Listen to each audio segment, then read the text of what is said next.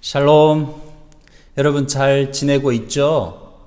지난주 말씀이 성령님은 어떤 분이신가 였잖아요. 성령 충만한 한 주 보내셨나요? 공과 퀴즈 마지막에 말씀을 듣고 다짐한 점 한 가지만 적어보세요 라고 했는데 몇몇 친구들이 이렇게 적었어요. 한 번쯤 성령이 임하셨으면 좋겠다 라고 말이에요. 친구들, 성령님은 항상 우리 가운데 내주하고 계세요. 오늘 간절히 사모하는 마음으로 예배 드릴 때 성령님께서 우리 가운데 충만히 임재해 주셔서 성령 충만한 예배가 될 줄로 믿습니다. 할렐루야. 우리 다 함께 묵도하심으로 9월 첫째 주 고등부 예배를 살아계신 하나님께 올려드리겠습니다. 묵도하겠습니다. 주여, 주는 대대에 우리 거처가 되셨나이다. 산이 생기기 전, 땅과 세계도 주께서 조성하시기 전, 곧 영원부터 영원까지 주는 하나님이시니이다. 주께서 사람을 티끌로 돌아가게 하시고 말씀하시기를 너희 인생들은 돌아가라 하셨사오니, 주의 목전에는 천년이 지나간 어제 같으며 밤의 한순간 같을 뿐임이니이다. 우리의 모든 날이 주의 분노 중에 지나가며 우리의 평생이 순식간에 다하였나이다. 우리의 연수가 70이요 강건하면 80이라도 그 연수의 자랑은 수고와 슬픔뿐이요 신속히 가니 우리가 날아가나이다. 누가 주의 노여움의 능력을 알며 누가 주의 진노의 두려움을 알리이까? 우리에게 우리의 날 계수함을 가르치사 지혜로운 마음을 얻게 하소서. 아멘. 우리 다 함께 찬양하겠습니다. I love you, Jesus. I adore you, Jesus. 우리 함께 고백하세. 우리 고백을 주께 드리세.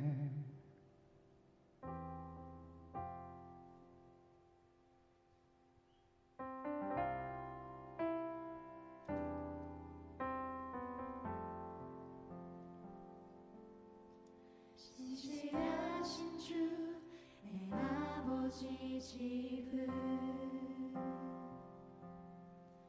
기쁨과 사랑 평안이 가득한 곳, 그곳에서 천사들과 함께 찬양 예배하니 간절히 소망합니다. 신실하신 주 내 아버지 집은 그 아버지의 집은 기쁨과 사랑과 평안, 기쁨과 사랑 평안이 가득한 곳, 그리고 그곳에 주 예배해 그곳에서 천사들과 함께 찬양 예배하기 간절히 우리 한 번 더 고백합니다. 신실하신 주 신실하신 주 내 아버지 집은 우리 마음이 주님이 거하시는 처소라면 우리 마음에 기쁨과 사랑과 평안이 가득할 것입니다. 우리 마음속에 주님이 계십니다. 그곳에서 천사들과 함께 찬양 예배하니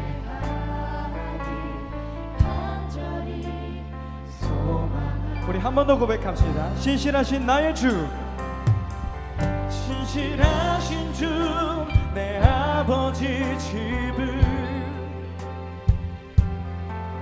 기쁨과 사랑 평안이 가득한 곳, 그곳에서 천사들과 함께 찬양 예배하기 간절히 소망해 나의 마음 나의 마음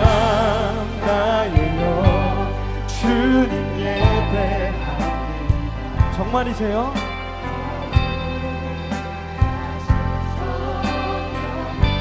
우리의 예배를 성령이여, 성령이여 인도하여 주세요.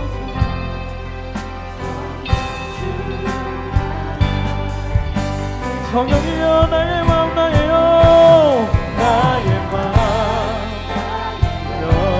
주님 예배하니 거룩하셔 성령님 우리의 예배를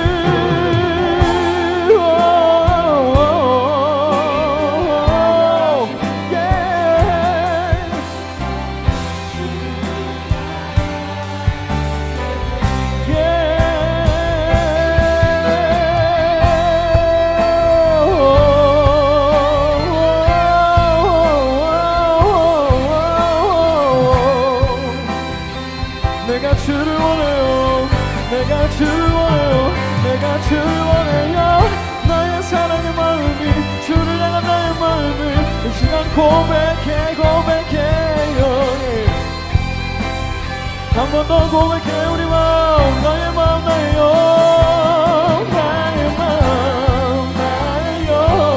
주님 예배합니다. 아멘.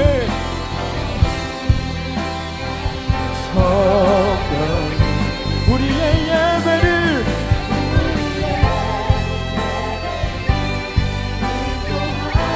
주소서. 성령 충만한 예배, 성령 충만한 예배, 성령 충만한 예배, 성령 충만한 예배, 성령 충만한 예배.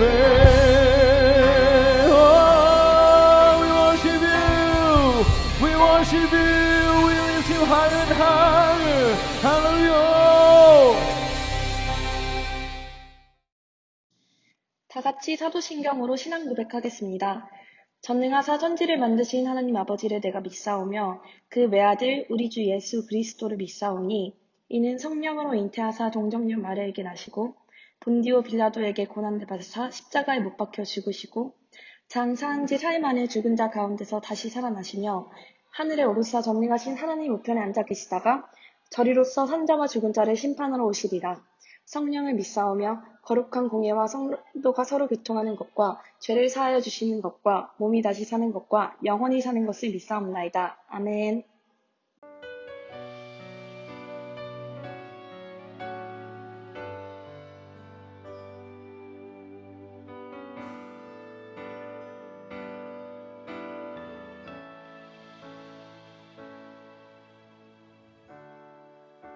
주님 손에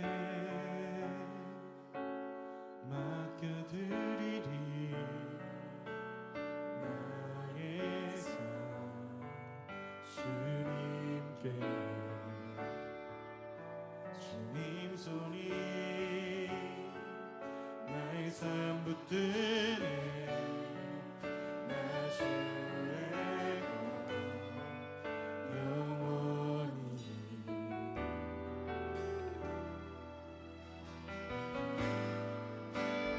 내가 믿는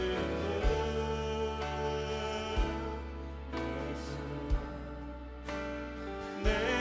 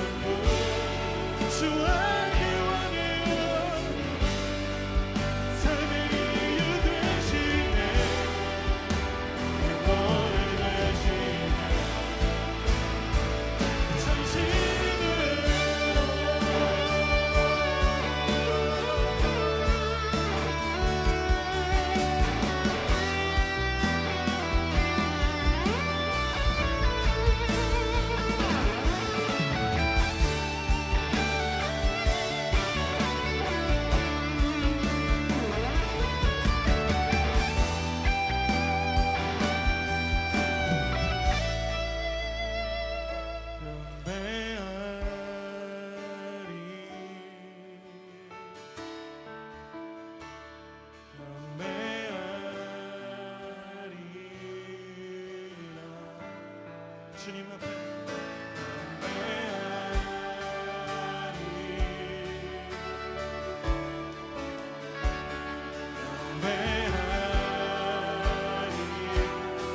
주를 경외함으로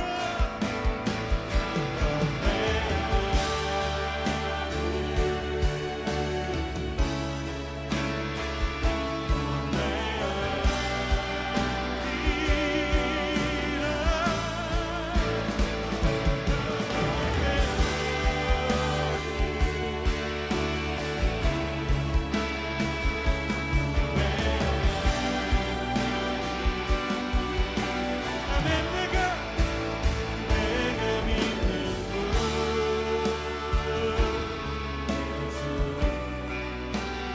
내가 속한 예수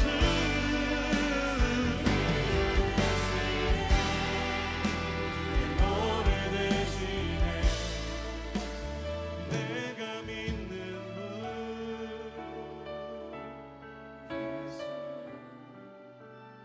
내가 속한 예수 삶의 이유 되시네 내 노래 되시네 전심을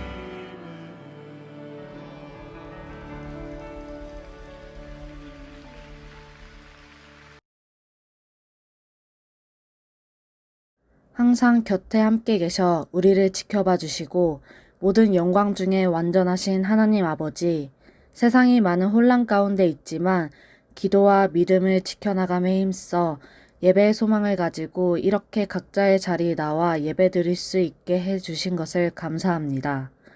저희의 삶에 성령을 보내주시고 예배에 대한 갈망을 놓지 않게 해주세요.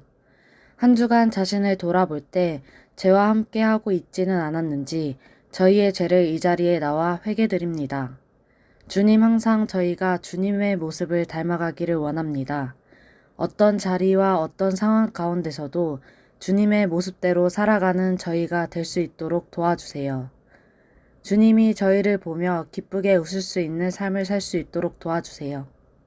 힘든 가운데 있는 모든 저희 고등부 친구들, 선생님들이 건강과 믿음 모두를 지킬 수 있게 도와주세요. 환우들과 그 가족들을 주님께서 지켜봐 주시사 흔들림 없이 이겨낼 수 있도록 도와주세요. 우리를 위해 말씀 전하시는 장석정 목사님, 주님의 말씀을 전하실 때에 우리에게 믿음과 기쁨이 가득하기를 기도합니다. 주님의 삶을 닮아가는 저희 고등부가 될 수 있게 도와주시고 다시 모이는 날 고등부 모두 육적으로 영적으로 모두 건강한 모습으로 마주하기를 바라며 예수님의 이름으로 기도하옵나이다. 아멘. 다 같이 성경 봉독하시겠습니다. 성경은 고린도전서 1장 1절에서 3절, 에베소서 2장 19절, 마태복음 28장 19절에서 20절입니다. 먼저 고린도전서 1장 1절에서 3절을 봉독하겠습니다. 하나님의 뜻을 따라 그리스도 예수의 사도로 부르심을 받은 바울과 형제 소스데나는 고린도에 있는 하나님의 교회 곧 그리스도 예수 안에서 거룩하여지고 성도라 부르심을 받은 자들과 또 각 처에서 우리의 주 곧 그들과 우리의 주 되신 예수 그리스도의 이름을 부르는 모든 자들에게 하나님 우리 아버지와 주 예수 그리스도로부터 은혜와 평강이 있기를 원하노라. 에베소서 2장 19절입니다. 그러므로 이제는 너희는 외인도 아니요 나그네도 아니요 오직 성도들과 동일한 시민이요 하나님의 권속이라. 마지막으로 마태복음 28장 19절에서 20절입니다. 그러므로 너희는 가서 모든 민족을 제자로 삼아 아버지와 아들과 성령의 이름으로 세례를 베풀고 내가 너희에게 분부한 모든 것을 가르쳐 지키게 하라. 볼지어다 내가 세상 끝날까지 너희와 항상 함께 있으리라 하시니라. 다 같이 성경 봉독하겠습니다. 성경은 고린도전서 1장 1절에서 3절, 에베소서 2장 19절, 마태복음 28장 19절에서 20절입니다. 먼저 고린도전서 1장 1절에서 3절을 봉독하겠습니다. 하나님의 뜻을 따라 그리스도 예수의 사도로 부르심을 받은 바울과 형제 소스데네는 고린도에 있는 하나님의 교회 곧 그리스도 예수 안에서 거룩하여지고 성도라 부르심을 받은 자들과 또 각처에서 우리 주 곧 그들과 우리의 주 되신 예수 그리스도의 이름을 부르는 모든 자들에게 하나님 우리 아버지와 주 예수 그리스도로부터 은혜와 평강이 있기를 원하노라. 에베소서 2장 19절입니다. 그러므로 이제부터 너희는 의인도 아니요 나그네도 아니요 오직 성도들과 동일한 시민이요 하나님의 권속이라. 마지막으로 마태복음 28장 19절에서 20절입니다. 그러므로 너희는 가서 모든 민족을 제자로 삼아 아버지와 아들과 성령의 이름으로 세례를 베풀고 내가 너희에게 분부한 모든 것을 가르쳐 지키게 하라. 볼지어다 내가 세상 끝날까지 너희와 항상 함께 있으리라 하시니라.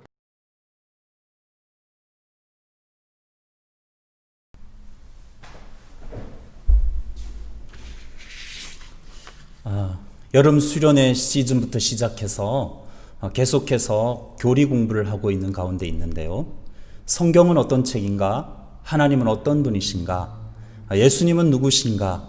성령님은 어떤 분이신가? 라고 우리 함께 배웠어요. 오늘은 교회란 무엇인가에 대해서 함께 배울 거예요. 그 이전에 여러분에게 한 가지 질문할게요. 여러분 가장 지금 소중하게 아끼는 물건이 무엇일까요? 아마 대부분 스마트폰이라고 대답할 거예요. 혹시 스마트폰을 새로 바꾼 친구가 있나요? 그런 친구들을 보면 부러워하는 마음으로 친구들이 이렇게 말하죠. 와, 멋있다. 그거 롤 되냐? 그런데요, 요즘은 거의 대부분이 스마트폰을 쓰고 있지만 스마트폰이 나오기 전에는 핸드폰을 주로 사용했었죠. 예전에는 핸드폰 하면 무조건 잘 터지는 핸드폰이 대세였어요. 그래서 친구가 핸드폰을 새로 구입하면 첫 번째로 물어보는 말이 있어요. 야, 그거 잘 터지냐? 그럼 이렇게 대답하죠. 무슨 핸드폰이 폭탄이냐? 잘 터지게? 라고 말이에요. 요즘 사람들은 대부분 핸드폰이 아닌 스마트폰을 구입합니다. 왜냐하면 스마트폰은 모든 정보를 공유할 수 있고 네트워킹에 최적화되어 있기 때문에 그래요. 스마트폰이 보급되고 난 다음에 순식간에서 핸드폰에서 스마트폰으로 몰렸어요. 그래서 요즘은 90대 할아버지 할머니들도 핸드폰이 아닌 스마트폰을 쓰고 있죠. 왜 그래요? 스마트폰은 주로 세 가지 모듈의 부품이 장착되어 있는데요. 통신사와 연결할 수 있는 통신 모듈과 인터넷과 연결할 수 있는 와이파이 모듈, 그리고 각각의 기기들과 연결할 수 있는 블루투스 모듈이 있어요. 그런데 핸드폰에는 통신 모듈밖에 없잖아요. 그래서 핸드폰으로는 전화와 문자밖에 쓸 수가 없어요. 그러나 스마트폰에는 와이파이, 블루투스 이런 것들이 있어서 인터넷도 되고 주위에 있는 다른 기기들과 연결이 돼요.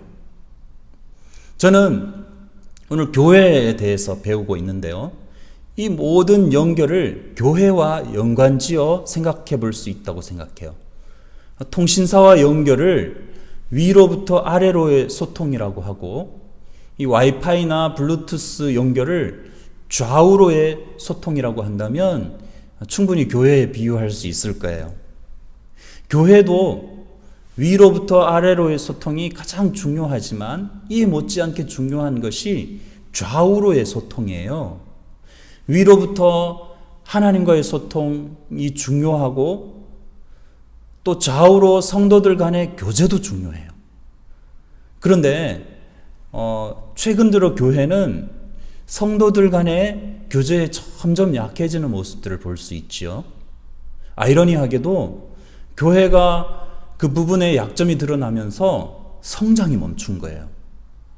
핸드폰도 위로부터 소통만 되고 좌우로 소통이 안 되는 핸드폰은 이제 거의 사라졌잖아요.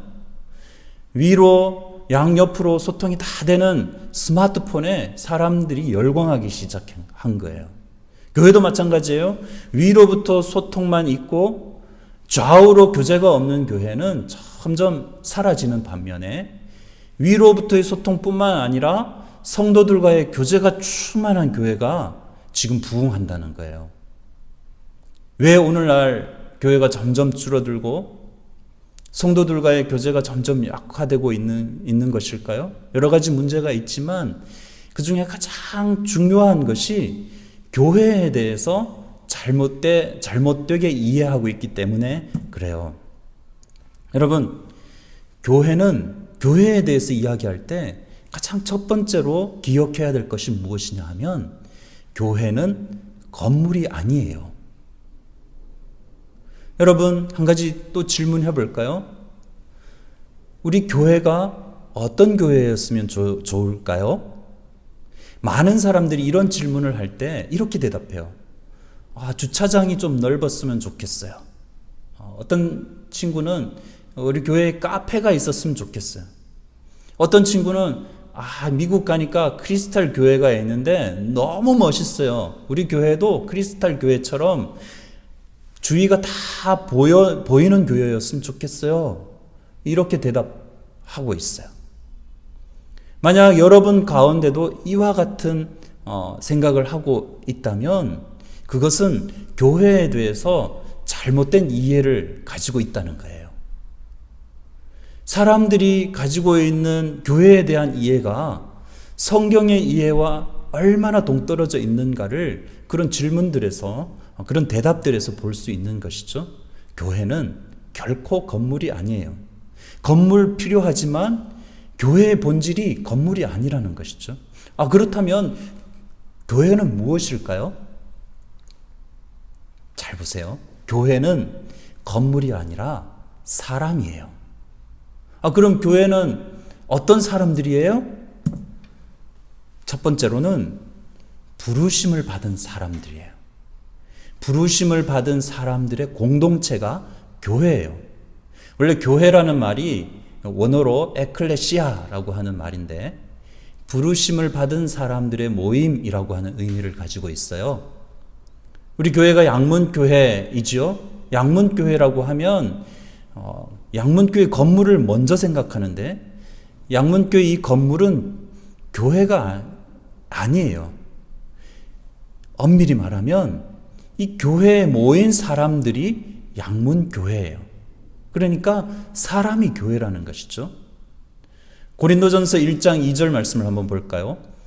고린도에 있는 하나님의 교회, 곧 그리스도 예수 안에서 거룩하여지고 성도라 부르심을 받은 자들과 또 각 처에서 우리 주 곧 그들과 우리 주 대신 예수 그리스도의 이름을 부르는 모든 자들에게라고 기록되어 있어요. 이 말씀을 보면 하나님의 교회라고 하는 말이 나오죠. 그런데 하나님의 교회를 어떻게 설명하고 있어요? 두 가지로 말씀하고 있죠. 첫째는 그리스도 예수 안에서 거룩하여지고 성도라 부르심을 받은 자들이라고 되어 있어요. 교회란 예수 안에서 거룩하여져서 성도로 부르심을 받은 자들, 받은 사람들이라고 정의하고 있죠. 두 번째로는 각 처에서 우리 주 대신 예수 그리스도의 이름을 부르는 모든 자들이라고 말씀하고 있어요. 그래서 교회라고 할 때 가장 중요하게 생각해야 할 것이 무엇이냐 하면 건물이라고 하는 장소가 아니라 바로 사람이에요. 한 사람, 한 영혼이에요. 교회다운 교회가 어떤 교회냐? 한 영혼을 소중하게 생각하는 교회가 교회다운 교회라는 것이죠. 그리고 더 중요한 사실, 교회란 모여있는 이 공동체뿐만 아니라 흩어진 공동체라는 거예요. 여기 본문을 다시 보시면 부르심을 받은 자들은 공동체로서 모여있는 자들을 말하는 것이고 또 각처라는 말이 있죠. 흩어진 성도를 말하는 거예요. 우리가 모인 공동체를 대그룹이라고 한다면 각처에서 흩어진 공동체를 소그룹이라고 할 수 있어요. 여러분, 교회에서 이것이 얼마나 중요하냐 하면 교회의 본질이 무엇인지 깨닫는 기초이기 때문이에요. 역사적으로 볼 때 교회의 부흥을 판가름한 내용이었어요. 한번 보세요. 원래 교회가 처음 시작할 때 가정으로부터 시작했어요. 그래서 교회 하면 건물이 아니라 사람이라고 하는 인식이 강하게 있었어요. 그런데 교회가 점점 커지면서 교회의 이미지가 사람에서 건물로 넘어가게 된 거예요. 초대교회는 가정으로부터 시작했는데요. 그래서 사람들은 교회 하면 가족 단위의 구성원인 사람을 먼저 떠올렸어요. 가정교회 형태의 초대교회는 네로 황제가 기독교를 박해하기 시작한 이후 더욱 작은 그룹, 소그룹 형태로 모이게 되었는데요. 교인들은 로마의 박해를 피해서 가정이나 카타콤으로 모여서 예배드리고 숨어서 성경 공부하고 또 서로 교제하고 서로 위로를 했지요. 그런데요, AD 313년 콘스탄틴이 로마를 다스릴 때 어떤 일이 있었어요? 기독교가 공인이 되었어요. 기독교가 로마의 국교가 된 거예요. 그때부터 모든 박해가 사라지고 기독교인들은 성전을 크게 짓고 집이 아닌 건물에서 자유롭게 예배를 드릴 수 있었어요. 그래서 교회는 점점 큰 대형화가 되어가게 되었죠. 그래서 교인들은 이제 더 이상 가정에서 모일 필요가 점점 사라지게 되었어요. 그때부터 교회가 건물이라는 인식이 사람들 마음 속에서 생겨나게 된 거예요. 그렇게 중세교회가 시작되게 되었는데요. 참 재미있는 것은 역사를 보면은 이 초대교회는 교회의 전성기였어요. 그런데 중세교회는 역사가 평가하기를 교회의 암흑기였다라고 평가를 해요. 어떻게 초대교회가 역사적으로 볼 때 수많은 박해가 있었고 교회를 핍박하는 역사들이 참 많이 있었는데 교회의 전성기가 되었고, 중세교회는 교회가 너무나도 자유로워서 큰 대형 교회를 짓고 자유롭게 예배 드렸는데 어떻게 암흑기가 되었나 이렇게 생각하는데요. 그 원인 중에 가장 중요한 것이 초대교회는 소그룹이 활성화가 되어서 큰 부흥이 찾아왔어요. 그런데 중세교회는 건물은 멋있었지만 그 안에 사람들의 신앙이 멋있지가 않았어요. 그래서 암흑기였고 침체기였다는 거예요. 근데 자세히 보면은 그 역사는 반복이 돼요. 오늘날 교회도 마찬가지예요. 교회가 건물을 중심으로 대그룹 모임만을 해온 교회는 점점 쇠퇴해가고 소그룹을 활성화시킨 교회는 꾸준히 성장하는 모습을 우리는 오늘날 교회에서도 볼 수 있어요. 그래서 여러분, 한 곳에만 나간다고 교회에 나온 것이 아니에요. 항상 두 곳을 생각을 해야 돼요. 주일에 우리 고등부 예배만 나왔다고 예배 드린 게 아니에요. 여러분이 온전한 예배를 드리려면 공과 공부 모임까지 착실히 하고 가야 돼요. 요즘은 코로나로 인해서 대면 예배도 할 수가 없고 공과도 할 수가 없죠. 그런데요, 우리는 온라인이라는 게 있잖아요. 온라인으로 우리가 예배를 드리고 난 후에 뭐 공과 퀴즈 푸는 거 물론 중요하지만요, 더 중요한 것은 우리가 서로 교제하는 거예요. 서로 카톡 있죠? 카톡방에 들어가가지고 서로의 안부도 묻고 이런 활발한 교제가 있어야 정말 교회다운 교회가 되는 거예요. 그런 교제를 통해서 우리가 공동체 의식을 만들어 나아가야 되는 거예요. 그것이 우리 교회가 진정으로 살 길이에요. 그러면 여러분, 하나님께서 왜 이렇게 교회를 공동체로 부르셨을까요? 한 가지 예화를 들게요. 어떤 청년이 교회에 나가 예배 드리는 것에 필요성을 못 느꼈어요. 왜 교회에 나가서 굳이 예배를 드려야 되지? 요즘은 온라인도 충분히 많아서 내가 설교를 듣고 싶은 거 얼마든지 듣고 성경 공부하고 싶어도 얼마든지 할 수 있는데 왜 굳이 교회를 나가야 되지? 이렇게 생각하는 친구가 있었어요. 근데 그 교회 목사님이 이 청년을 신방을 하러 갔어요. 이 두 사람이 벽난로 앞에 앉아서 서로의 많은 이야기들을 나누었는데요. 그 청년은 그래도 변화가 없었어요. 이 목사님이 답답해서 벽난로 속에 타고 있던 석탄 덩어리를 막 흩기 시작했어요. 그 덩어리 하나하나를 꺼내서 따로따로 떼어 놓았어요. 그랬더니 잘 타고 있던 그 석탄이 갑자기 힘을 잃어버리고 이내 꺼져버리는 거예요. 그런데 그걸 다시 집어넣어서 벽난로 속에 놓고 모으니까 이내 붉은 빛을 내며 활활 타오르는 거예요. 그것을 가만히 지켜보던 청년이 뭔가 깨달은 듯이 목사님께 이렇게 대답했어요. 목사님, 이번 주일부터는 교회에 착실하게 다니겠습니다. 모이겠습니다. 라고 대답한 거예요. 왜 그랬을까요? 여러분, 왜 교회를 공동체로 부르셔서 모이게 하셨을까요? 혼자만 있으면 아무리 신실한 신앙을 가졌다 해도 이 흩어진 석탄처럼 금방 꺼져버릴 수 있기 때문에 그래요. 교회는 모임이 중요하다는 것을 여러분 꼭 기억하실 수 있기를 바라요. 그래서 모이기에 힘쓸 수 있는 우리 고등부가 되실 수 있기를 축복합니다. 두 번째, 교회는 하나님의 가족 공동체예요.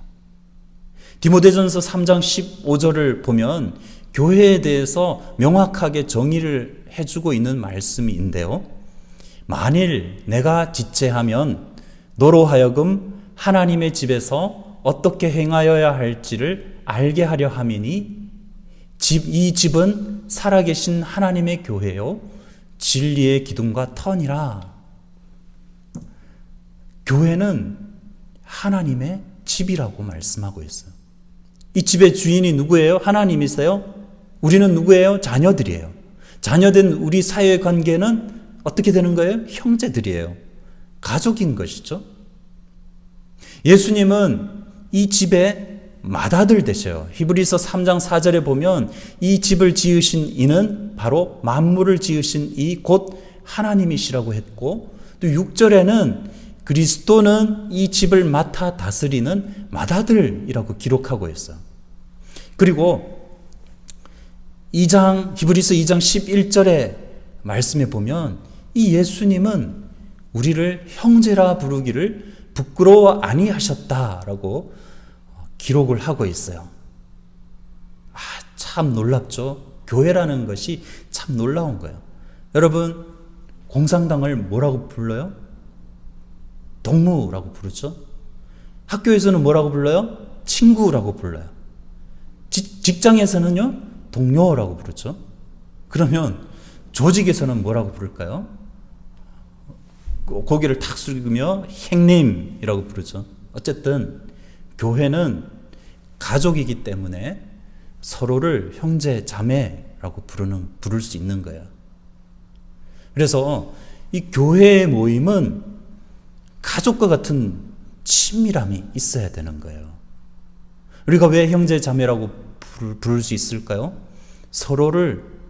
우리 서로가 가족이기 때문에 그런 거예요.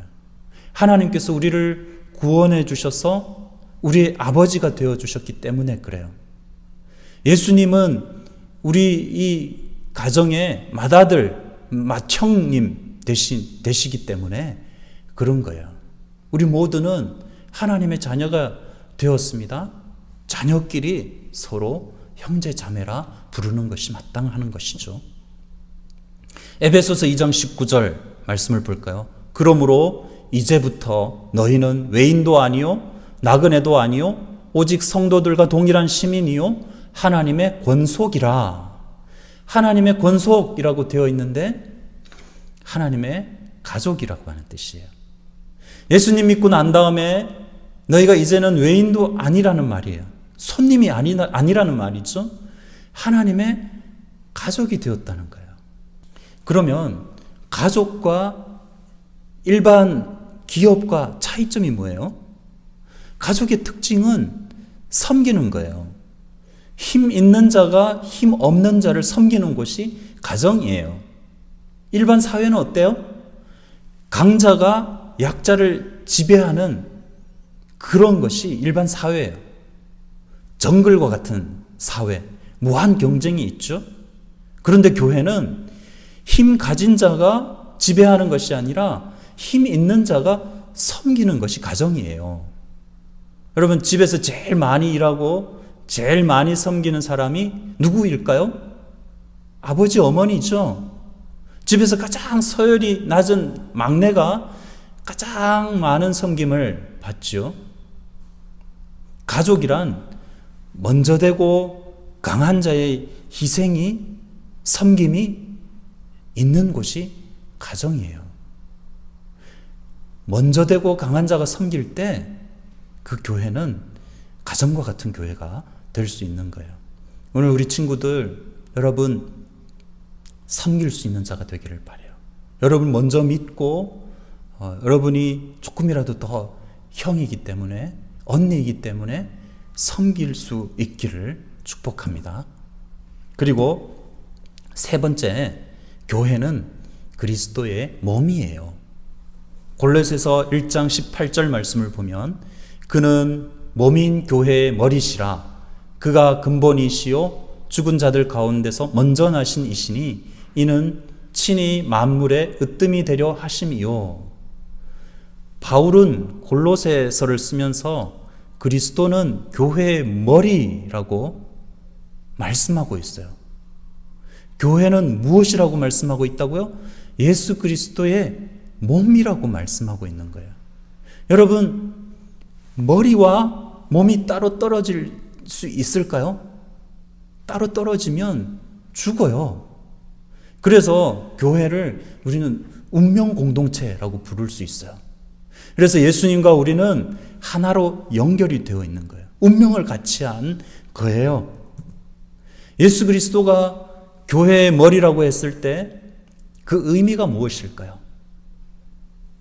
교회를 통치하고 다스리시는 분이 바로 예수님이라는 거예요. 몸은 머리에 명령을 듣고 그 명령에 따라 움직이게 되어 있는 것이죠. 그리고요, 예수님은 죽은 자 가운데서 부활하셔서 첫 열매가 되셨다고 했잖아요. 교회의 머리 되신 예수님께서 부활하셔서 잠자는 자들의 첫 열매가 되셨어요. 그래서 지난주에 말씀드릴 때 예수님께서 첫 열매가 되셨기 때문에 우리도 부활의 두 번째 열매, 세 번째 열매가 된다고 말씀드렸죠. 예수 그리스도의 몸인 교회의 성도들 역시 부활의 첫 열매 되신 예수님을 따라 부활하게 된다는 것이에요. 자, 에베소서 1장 23절에 보면은 교회는 그의 몸이니 만물 안에서 만물을 충만하게 하시는 이의 충만함이니라. 이 땅에 세워진 교회, 예수 그리스도의 몸이기 때문에 만물을 충만하게 하시는 예수님의 충만, 곧 성령의 충만함이 임할 수 있다는 거예요. 바울은 교회를 몸에 비유하고 있잖아요. 성도들 상호 간에 친밀한 관계를 유기적 관계로 말씀을 하고 있는 거예요. 그래서 교회인 우리는 예수님의 지체가 되어야 되는 거예요. 지체가 뭐예요? 손과 발이 되어야 된다는 것이죠. 로마서 12장 4절 5절 말씀을 보면 우리가 한 몸에 많은 지체를 가졌으나 모든 지체가 같은 기능을 가진 것이 아니니 이와 같이 우리 많은 사람이 그리스도 안에서 한 몸이 되어 서로 지체가 되었느니라. 이렇게 기록하고 있죠. 모든 성도들은 그리스도 안에서 한 몸을 이루고 그리스도는 그 몸의 머리가 되시죠. 그러기에 성도들은 그리스도의 몸 안에서 서로 긴밀하게 연결되어 있고 긴밀하게 움직일 수가 있어야 되는 거죠. 고린도전서 12장 12절 몸은 하나인데 많은 지체가 있고 몸의 지체가 많으나 한 몸임과 같이 그리스도도 그러하니라 기록하고 있죠. 12장 27절 너희는 그리스도의 몸이요 지체의 각 부분이라.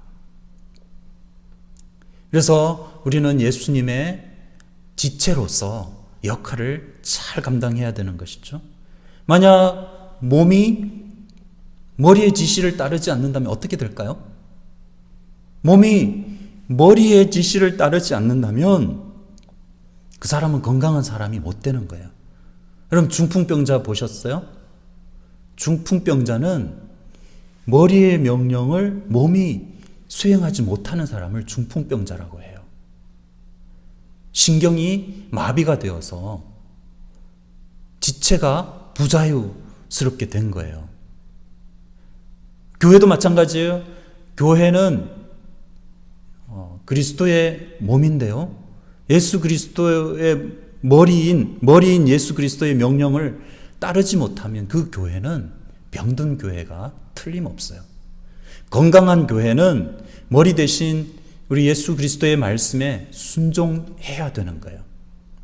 그러면 주님의 뜻대로 움직이는 손발이 되려면 어떻게 해야 돼요? 예수 그리스도의 뜻이 무엇인지 분명히 깨달을 수 있어야 돼요. 여러분, 예수님의 가장 큰 뜻이 무엇일까요? 우리 마지막으로 살펴볼 건데요.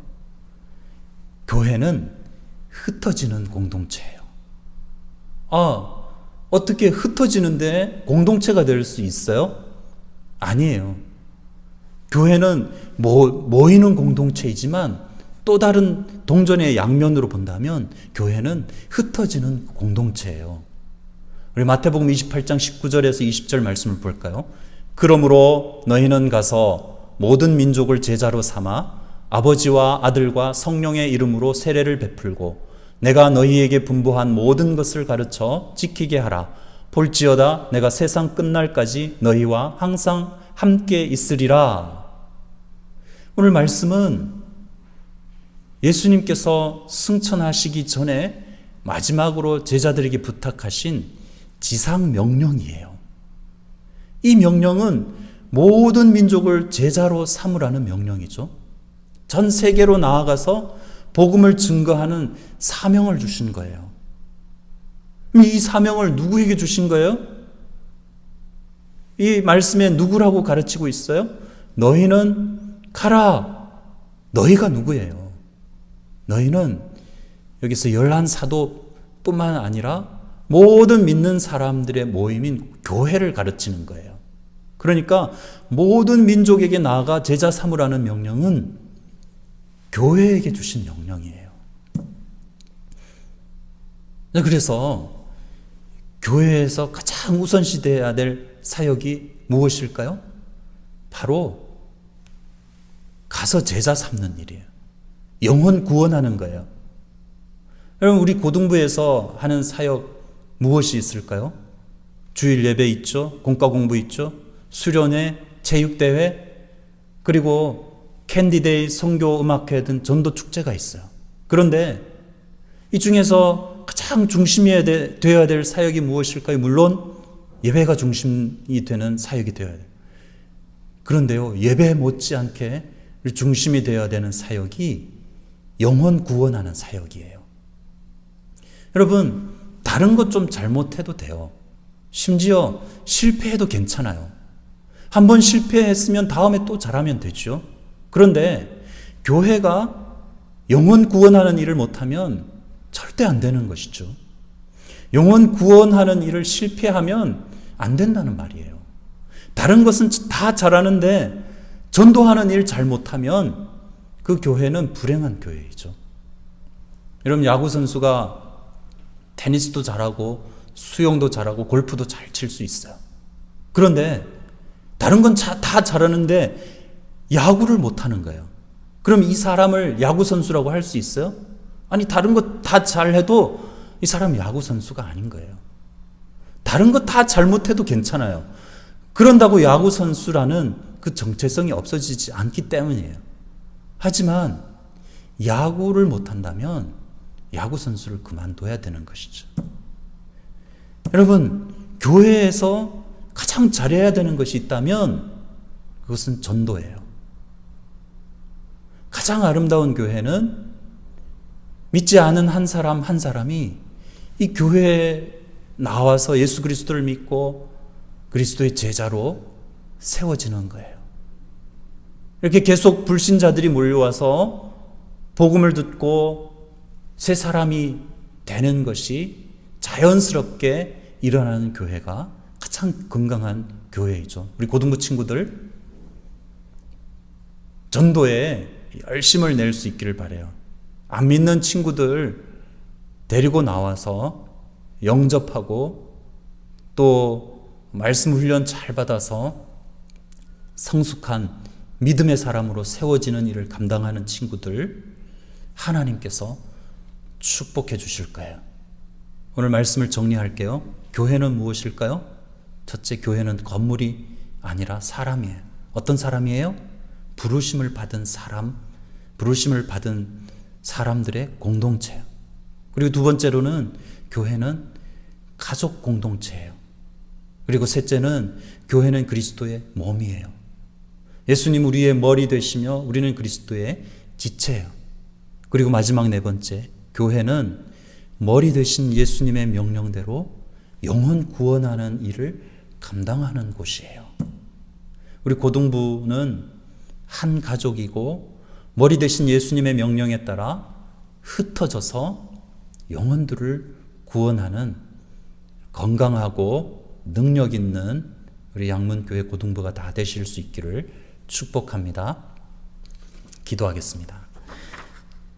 하나님 아버지, 오늘 말씀을 통하여 교회가 무엇인지 깨달을 수 있게 하심을 감사합니다.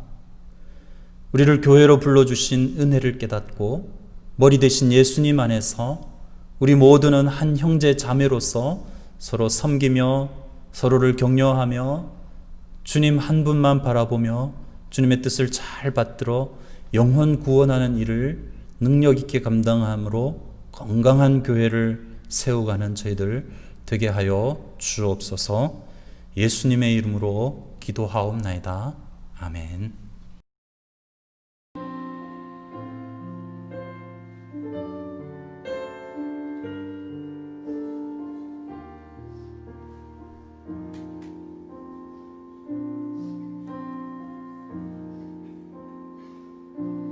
주 안에 우린 하나, 모습은 달라도 예수님 한 분만 바라네.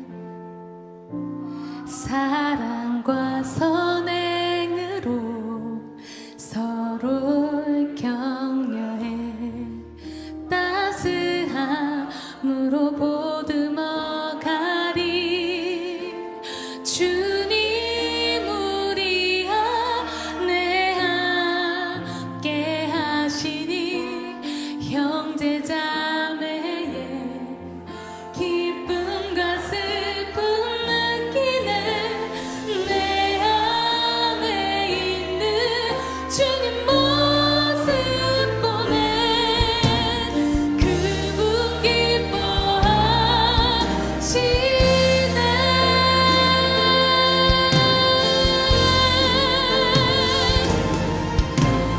주님 안에 동행 계획하시니 부족한 입술로 찬양하게 하시니. 주님 안에 동행 계획하시니 너를 통해 하실 얘기네. 주 안에 우린 하나, 주 안에 우린 하나, 모습은 달라도 예수님 한 분만 바라네. 사랑과 선행으로 서로를 격려해 따스함으로 보듬어 가리. 주님 우리 안에 함께 하시니 형제 자매의 기쁨과 슬픔 느끼네. 내 안에 있는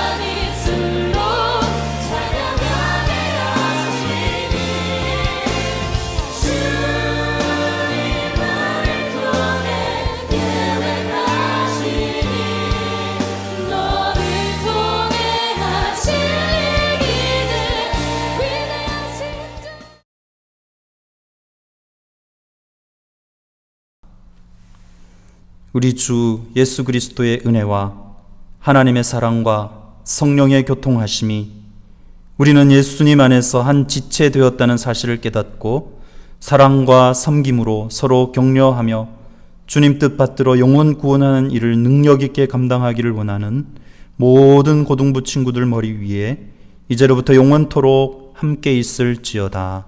아멘.